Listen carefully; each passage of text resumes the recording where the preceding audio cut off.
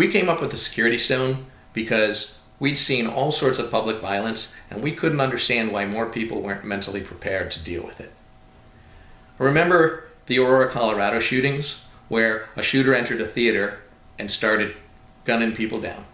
And I didn't understand at the time why, amongst all the very understandable reactions of people panicking and running, no one threw things at the shooter.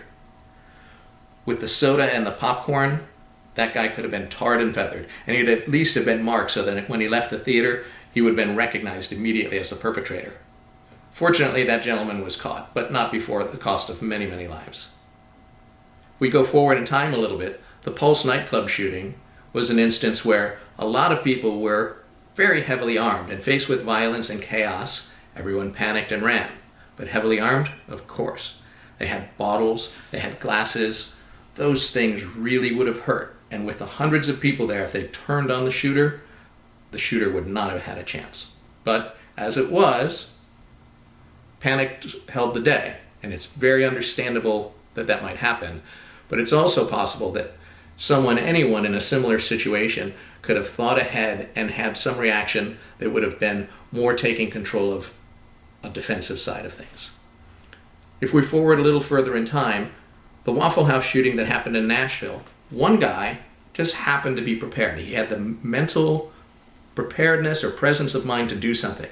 He was cornered, other people were being attacked, and he was able to wait and found his moment when the shooter reloaded and run out and grab the gun and throw it away from the shooter. The shooter then panicked and ran away. It saved that guy's life and the lives of other people. So we think about that and we think, what are we going to do to protect ourselves? How do we help our kids protect themselves? And the thing we came up with is the security stone. Most of the time it's not an issue, but we wanted a way to have a conversation with our kids. What is it you should do? When should you do it? When do you stay and hold your ground, and when do you run? This isn't a full solution. It's just a partial solution.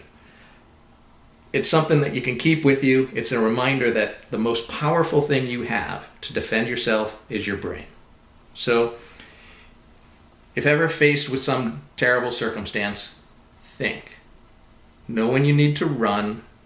Know when you need to stand and fight.